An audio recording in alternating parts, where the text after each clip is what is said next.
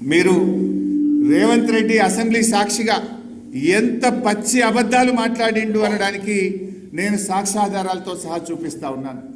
మీరు కూడా కొద్దిగా క్లీన్గా వింటే యూ విల్ అండర్స్టాండ్.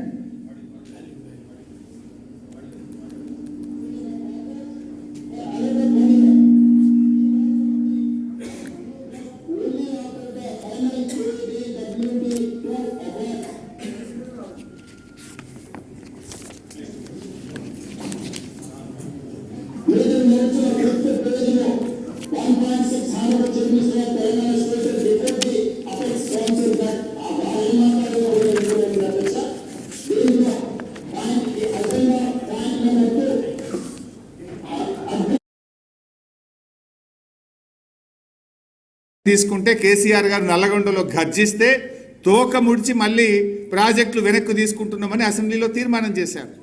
నాడు కేసీఆర్ గారు ఫస్ట్ అపెక్స్ కౌన్సిల్ మీటింగ్లో ఏం చెప్పారు? KWD2 అవార్డు అయ్యేదాకా KRMB జ్యూరిడిక్షన్ ఫైనలైజ్ చేయొద్దు అని అంత స్పష్టంగా చెప్పింది. ఈ ఎజెండా 2 చదివిండు, చక్కగా మళ్ళీ ఏడికి పోయిండు? For the existing ongoing and propose. Agenda point number 1లో ఫస్ట్ పారాగ్రాఫ్ చదవలే, డైరెక్ట్ సెకండ్ పారాగ్రాఫ్ చదివిండు. అంటే ఎంత పక్కదో పట్టించే ప్రయత్నం. యాక్చువల్లీ ఇక్కడ చూస్తే చూడండి, ఈ స్టేటెడ్ విత్ మన ఫస్ట్ 1.3 ఎజెండాలో ఫస్ట్ ఎజెండా ఈ stated with request of government of Telangana to government of India for expediting the award of the tribunal setup under ISRWD Act 1956. He expressed anguish that despite lapse of 2 years and 4 months, no award has been issued, which has resulted in loss of valuable time to provide water resources and forced government of Telangana to knock the doors of Supreme Court to redress their grievance. అయితే ఇది ఇంత important point Revanth Reddy గారు అసెంబ్లీలో చదవడు. First apex కౌన్సిల్లో మొట్టమొదటి మనం ఏం చెప్పినాము? మేము సెక్షన్ 3 కింద జూలై 14వ తారీఖు నాడే కంప్లైంట్ ఇచ్చినాము.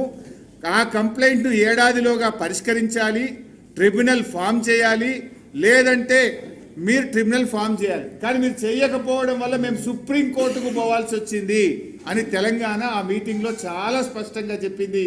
ఈ అంశాన్ని రేవంత్ రెడ్డి గారు దాచిపెడతాడు. ఎజెండా 1లో చూడండి, government orders were issued by erstwhile state of Andhra Pradesh for the 2 projects based on surplus water. Telangana is upper riparian state but irrigation is possible only through lift schemes. Telangana will restrict itself within the allocation made by KWD2 and will go ahead with the above 2 projects.